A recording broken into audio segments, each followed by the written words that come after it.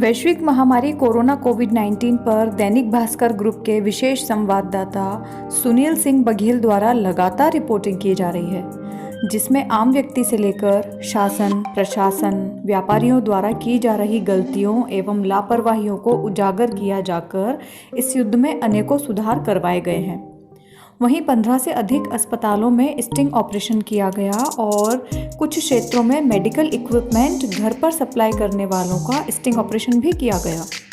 उनके द्वारा दिए गए इस एक्सक्लूसिव इंटरव्यू में आप कोरोना से संबंधित अनेक पहलुओं को देख और समझ पाएंगे। ज़रूर देखिए।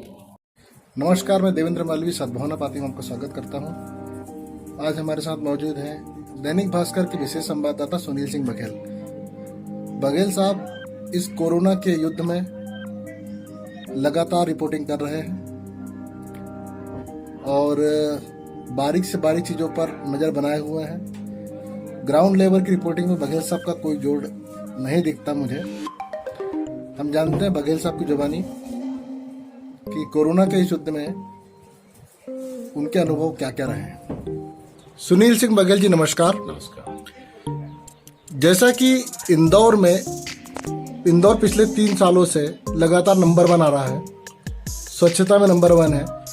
हम इस बीमारी को हटाने में नंबर 1 क्यों नहीं हो पा रहे हैं? क्या कारण है? आप किस तरीके से इसको देखते हैं कि ये बीमारी इंदौर में इस तरीके से फैली है, इतनी तरह बढ़ती जा रही है, हम रेड जोन में हैं, इसका क्या कारण है? आप अपनी नज़र में क्या देखते हैं उसको? शुरुआती दौर में जब हम बात करें देवेंद्र जी, तो कोरोना कैसे आया हमें इस पर जाना होगा। कोरोना जाने के जो एक बड़ा कारण रहा कि इंदौर में पिछले 2-3 महीनों में जब से अंतर्राष्ट्रीय फ्लाइट बंद हुई, तब तक करीब 4 से 5,000 लोग इंदौर आए विदेशों से। इसका एक बड़ा हिस्सा दुबई एयरपोर्ट के जरिए होकर आने वालों में था, और या तो दुबई के खाड़ी देशों से लोग लौटे, या मक्का मदीना से लोग लौटे, या फिर अमेरिकन यूरोपीय देशों से अभिजात वर्ग ज्यादा लौटा, उनके बच्चे लौटे जो वहां पढ़ने गए हुए थे। दरअसल हुआ ये कि ना तो दिल्ली बंबई के हवाई अड्डों पर और ना ही इंदौर के हवाई अड्डे पर तो बिल्कुल भी नहीं, जांच की कोई व्यवस्था ही नहीं थी, ना ही विदेश से आने वाले लोगों को ट्रैक करने की कोई व्यवस्था थी। दुबई एयरपोर्ट बहुत पहले संक्रमित हो चुका था, क्योंकि वहां पर चाइना से और दूसरे देशों से आने वाले लोगों की संख्या बहुत थी, और बड़ी संख्या में वहां से जो लोग लौटे, दुबई होते हुए लौटे या फ्रैंकफर्ट होते हुए लौटे, जो कि एक हब है अमेरिकन और दूसरी कंट्री से इंडिया आने का, उनकी जांच नहीं हुई और वही लोग साइलेंट कैरियर बने। कुछ को लक्षण थे, कुछ को लक्षण नहीं थे। इंदौर में होना यह था कि जब शुरू में करीब मैं आपसे बात करूं तो 1 मार्च से 21 मार्च के बीच ही मेरी एक रिपोर्ट में मैंने बताया है कि कैसे करीब 3200 लोग आए अंतर्राष्ट्रीय हवाई अड्डे से। इंदौर इंटरनेशनल एयरपोर्ट भी हो चुका है, तो कुछ यहाँ से, कुछ दिल्ली मुंबई के रास्ते सड़क से। इन पर निगरानी की कोई व्यवस्था नहीं थी। इंदौर में 2 तरह की बसावट है। एक तो जो अभिजात वर्ग है, धनी वर्ग है, वहां के बच्चे अमेरिकन, ऑस्ट्रेलिया, कनाडा, इन देशों से लौटे, और जो मजदूर वर्ग है और या जो मुस्लिम वर्ग है, वह ज्यादातर यहाँ के घनी आबादी वाले क्षेत्रों में निवास करता है, जैसे कि चंदन नगर है, खजराना है, रानीपुरा है, मुंबई बाजार है, या जिन भी क्षेत्रों में घनी आबादी थी, उस घनी आबादी में संक्रमण फैलने का खतरा ज्यादा था। आप यहाँ पाएंगे कि इंडिविजुअल लेवल पर संक्रमण इतना नहीं फैला है जितना परिवार के स्तर पर फैला है। एक ही परिवार के कई कई लोग संक्रमित हुए हैं। यह तो कुछ तो उनकी लाइफ स्टाइल, जैसे कि हमारे हिंदू महत्वाजी में, हिंदू धर्म में भी जब कोई तीर्थ यात्रा करके लौटता है तो उसको घर पर बुलाने, सम्मान करने, पूजन आदि की परंपरा होती है। आयोजन होते हैं, छोटे छोटे सारे उनके संबंधी परिजन जाने वाले आयोजन करते हैं कि ये 4 धाम की यात्रा करके आए हैं। वैसा ही जब हज उमरा कर करके मुस्लिमों में लौटते हैं तो उनमें भी यह परंपरा है। परंपरा में कोई बुराई नहीं है, लेकिन ऐसे समय में यह सब आयोजन हुआ जब संक्रमण का खतरा बहुत ज्यादा था। इसलिए जब आप, अच्छा एक और बात आपने देखी होगी, जमात, तो लेकिन जमात का एक परसेप्शन बनाया गया, जमात कोई सीधे तौर पर जिम्मेदार नहीं थी। और यदि जमात को आप जिम्मेदार ठहराते हैं तो उसके लिए तो फिर केंद्र सरकार ज्यादा जिम्मेदार है, जिन्होंने वीजा दिया। और जमाती तो कोई बाद में नहीं गए वहां, जिस तरह से वैष्णो देवी में या महाकालेश्वर मंदिर में, साईं बाबा मंदिर में या दूसरी जगहों पे, यहां तक कि संसद भी चल रही थी, उसी दौरान उनके भी आयोजन चल रहे थे। हाँ, यह है कि जैसे मुंबई की जो जमात है उन लोगों ने समझदारी दिखाई और उन्होंने अपने आयोजन रद्द कर दिए थे। दिल्ली का जमात का आयोजन रद्द नहीं हुआ था। तो शुरुआती दौर में वहां के जमाती देश भर में जब हम गए और फैले तो निश्चित ही उन लोगों से भी संक्रमण फैला। और जिस तरह का माहौल बनाया हुआ था कि कोरोना संक्रमित को एक पीड़ित के रूप में देखने के बजाय मीडिया, या यूं कहें कि एक तरह से गोदी मीडिया, उनको एक अपराधी बताने में जुटा रहा, इसने एक अविश्वास का भाव भर दिया। फेसबुक, व्हाट्सएप यूनिवर्सिटी से जो झूठी अफवाहें और झूठे मैसेज चलते रहे, उसने एक बड़े तबके में, विशेष करके गैर पढ़े लिखे तबके में, जो मजदूर वर्ग है, उसमें एक बड़ा विश्वास भर दिया और वही लोगों में संक्रमण ज्यादा फैला। मतलब हम यूं कह सकते हैं कि यह बीमारी आई तो अमीरों से, लेकिन इसका खामियाजा गरीबों को भुगतना पड़ रहा है।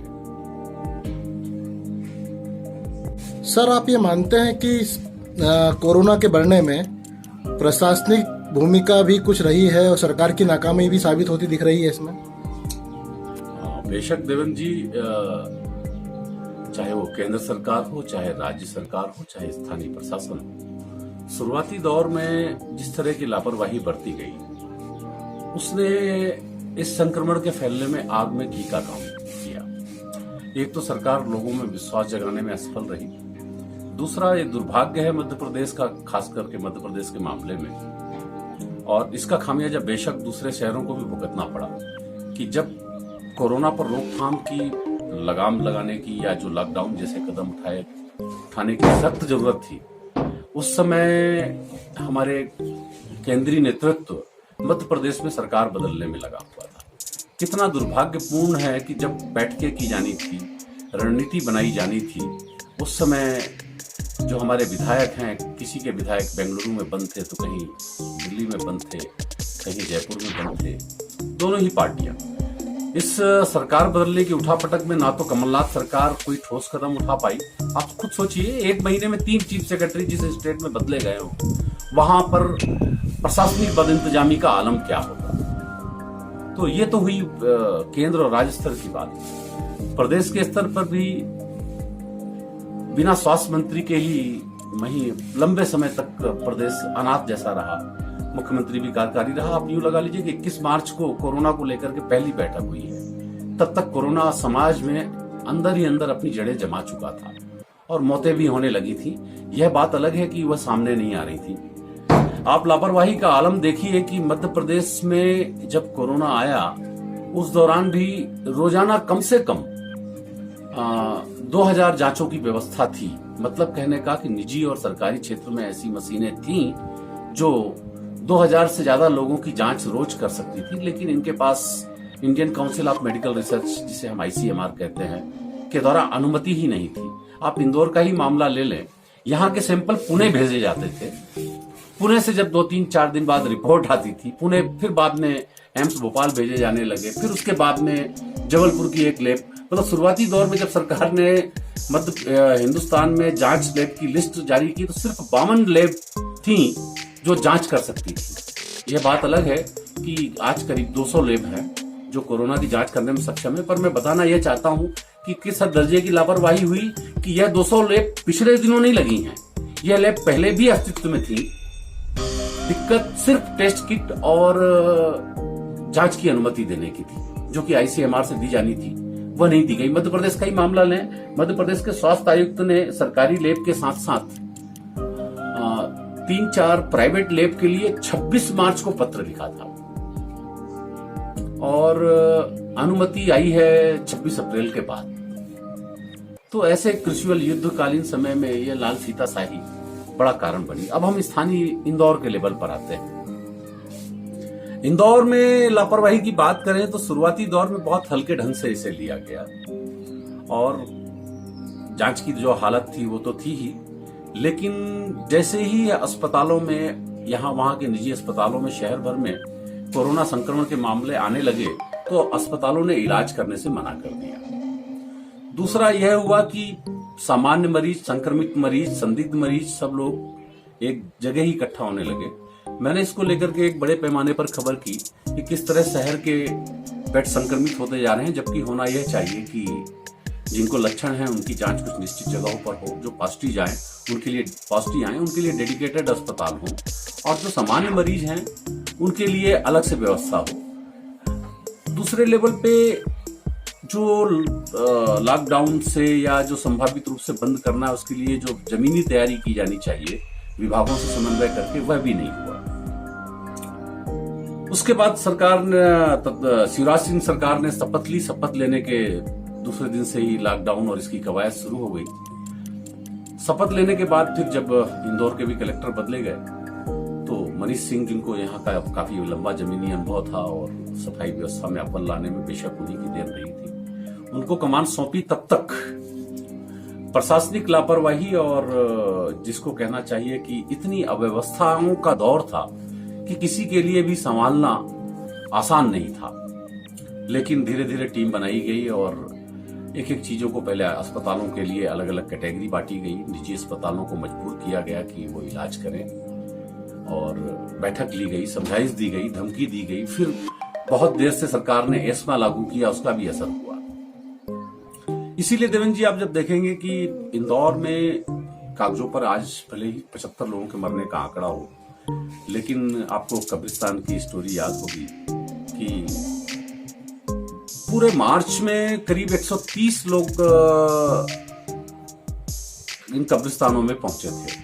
वो स्टोरी सर आपकी और जब हमने, वो मेरे साथी भी थे हरी शर्मा, उनकी स्टोरी थी साथ में, आगे भी हम लोगों ने कई स्टोरीज की। तो मुझे याद है कि 7 अप्रैल को जब हमने काउंट किया था तो मार्च में 130 और 7 अप्रैल तक 145 जनाजे कब्रिस्तानों में पहुंच चुके थे। शुरुआती दौर में मौत की खबरें मुस्लिम क्षेत्र से ज्यादा आई। मैंने आपको पहले भी कारण बताया कि चूंकि वहां बहुत घनी आबादी थी, खाड़ी देशों से लोग लौटे थे और लाइफ स्टाइल के कारण भी क्या सर सभी, तेजी से फैला। थोड़ा सा रुकूंगा सर, सभी मौतें सब कोरोना के कारण हुई थी? मैं ये भी नहीं कह रहा हूं कि कोरोना के कारण हुई, और ये भी नहीं कह रहा हूं कि कोरोना के कारण नहीं हुई, लेकिन यह आंकड़ा हमें अचंभित तो करता है। मार्च में मेरे ख्याल से यदि मार्च में 130 मौतें जनाजे पहुंचे कब्रिस्तानों में, तो अप्रैल महीने में करीब 400 के आसपास जनाजे इन कब्रिस्तानों में पहुंचे हैं। तो यह दिखाता है कि कुछ तो गड़बड़ है। आप भले उसे हार्ट अटैक से, या क्योंकि कई ऐसे मामले हैं, जैसा कि मैं आप लापरवाही की बात कर रहा था। इस खबर ने बहुत विचलित किया सर, पूरे जांच के मोर्चे पर बहुत लापरवाही बरती गई। मैंने ही कई रिपोर्ट की है जिनमें 7-7 दिन तक प्रशासन ना तो जांच सैंपल लेने के लिए पहुंचा, लोग बात करें। अच्छा, क्या हुआ कि ऐसे ही लोग जो संदिग्ध थे, संक्रमित थे, वो संक्रमण फैलाने का बड़ा कारण बने। यहां तक हुआ कि 15-15 दिनों बाद भी रिपोर्ट आई है। कई ऐसे मामले हैं कि जिनमें मौत के बाद रिपोर्ट आई। हालांकि आरोप लगता है कि सरकार जानबूझ करके या प्रशासन जानबूझ करके आंकड़े छुपा रहा है, जांच नहीं कर रहा है। लेकिन जब हम इसके असली कारणों में जाएंगे तो पाएंगे कि एक तो लैब की क्षमता का उपयोग नहीं हो पा रहा था, दूसरा जांच किट ही नहीं है, या जांच किट आई तो गलत जांच किट भेज दी गई। उसमें स्थानीय प्रशासन क्या कर सकता है? जब हम राज्य स्तर पे बात करते हैं तो उन्हें केंद्र से जांच किट नहीं मिली है, तो इसलिए भी ये लापरवाही हुई और ये आंकड़े बढ़े। लेकिन अब धीरे धीरे सारी व्यवस्थाएं पटरी पर आ गई हैं, एक मैकेनिज्म डेवलप हो चुका है, चाहे वो पीड़ितों की जांच करने का हो, चाहे वह क्वारंटाइन करने का हो, चाहे उनके इलाज का हो। और सबसे बड़ी खुशी की बात है, मैं इंडेक्स में गया, इंडेक्स मेडिकल कॉलेज में मैंने वहां पे हालातों के जायजा लिया, अरविंदो मेडिकल कॉलेज में जायजा लिया। तो शुरुआती दौर में जो हेल्थ वर्क स्टाफ में, जो नर्सिंग स्टाफ में, डॉक्टरों में जो घबराहट थी, उसकी जगह अब धीरे धीरे कॉन्फिडेंस ने ले ली है। इसलिए आप देखेंगे कि आगे आने वाले समय में मौत की दर कम होगी और संक्रमण की दर भी कम होगी। जैसे मैं शुरुआती दौर में देखता हूं, मेरी रिपोर्ट कुछ कहती है करीब 20% लोग पॉजिटिव आते थे, वह आंकड़ा 5 से 10% जो सैंपल लिए जाते हैं उन पर सिमट गया है आगे आने वाले दिनों में। लेकिन इसका मतलब करते ही नहीं है, क्योंकि जांच ही हमारे पास एकमात्र आसरा है। यदि हम जांच नहीं करेंगे तो हम पहचान नहीं कर पाएंगे तो संक्रमण के फैलाव को नहीं रोक पाएंगे। क्योंकि इस वायरस के साथ एक बड़ी खासियत और या ये कह लें कि ये कई मामलों में इसके लक्षण ही सामने नहीं आते और यह उन लोगों पर ज्यादा असर करता है। लेकिन इसके पहले सरकार को यह भी बहुत सुनिश्चित करना होगा कि कोरोना से मौत की दर तो बहुत कम है, लेकिन जैसे हार्ट का ही मामला लेके दिल की बीमारियों में मौत की दर 13% तक है, डायबिटीज है, हाइपरटेंशन है, इनकी बीमारियों से भी कई लोगों की मौत हो रही है। तो इसका है कि लोकल नेटवर्क को, जैसे आपको एक मेरी रिपोर्ट याद होगी जिसमें मैंने एक अध्ययन करके, जब निजी अस्पताल इलाज नहीं कर रहे थे, सरकारी अस्पतालों में इलाज की व्यवस्था नहीं थी, हेल्थ स्टाफ नहीं था, तब आपको याद हो कि लोग बागों ने अपने लेवल पर इलाज करने की पहल शुरू कर दी थी। और एक रिपोर्ट मैंने की थी कि कैसे मुस्लिम आबादी वाले क्षेत्रों में बड़ी संख्या में बाईपेप मशीनें, ऑक्सीजन सिलेंडर, ऑक्सीजन जनरेटर जैसी मशीनें, मास्क, पीपी किट, ये सप्लाई हो रहे थे, चोरी छिपे सप्लाई हो रहे थे। मुंबई की एक कंपनी से इनको भुगतान भी किया जा रहा था। उसके बाद जरूर प्रशासन ने इसको बहुत गंभीरता से लिया और ऐसे मेडिकल सप्लायरों पर रोक लगाई।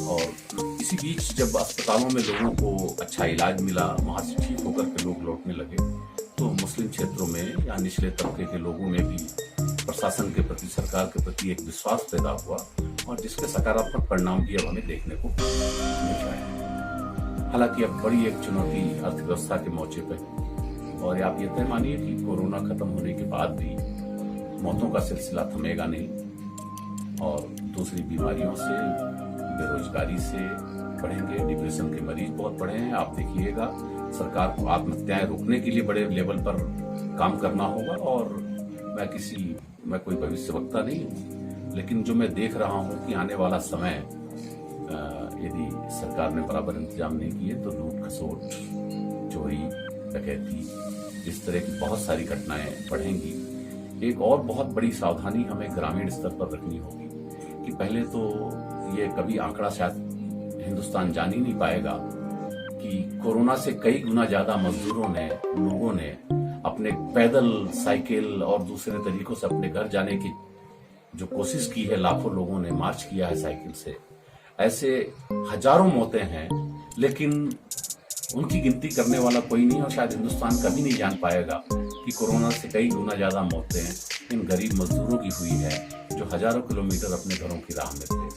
सरकार के असंवेदनशीलता का इससे बड़ा उदाहरण और क्या होगा कि अब जब लॉकडाउन खात्मे की ओर बढ़ रहा है या मजबूरी है या सरकार राहत देने की बात कर रही है, उद्योग धंधे खोले जाने हैं, तब वो मजदूरों को घर पहुंचाने की व्यवस्था कर रही है। अच्छी बात है, घर पहुंचाने की व्यवस्था कर रही है, लेकिन इसके पहले हमें अपने ग्रामीण नेटवर्क जो है उसको मजबूत करना होगा, क्योंकि कई क्षेत्रों से संक्रमित लोग, साइलेंट कैरियर लोग गांव में पहुंचेंगे और गांव जो कि अब तक इस महामारी के दंश से, इस महामारी के प्रकोप से बचे हुए हैं, उन गांवों में फैलने का खतरा इससे हो जाएगा।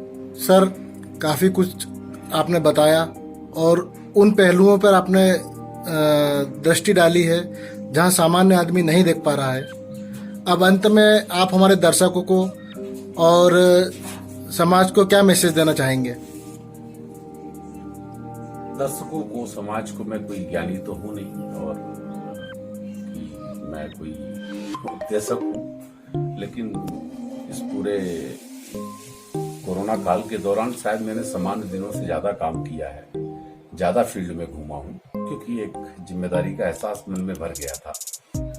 बेशक हमें समाज से, पत्रकार होने के कारण हमें समाज से बहुत प्रिविलेज मिलता है, कई बार बहुत सम्मान मिलता है, मदद मिलती है।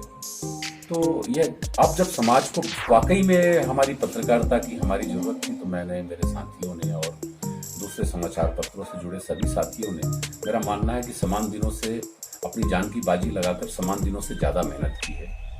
मैं बड़ा उनके प्रति भी अपने आप को कृतज्ञ महसूस करता हूँ। मेरा सिर्फ इतना ही कहना है कि कोरोना के साथ जीना हमें सीखना होगा। कोरोना के रहते ही हमें अपनी राह निकालनी होगी और सीमित दायरे में सावधानियों के साथ अपनी आवश्यकताओं को कम करके जीना सीखना होगा।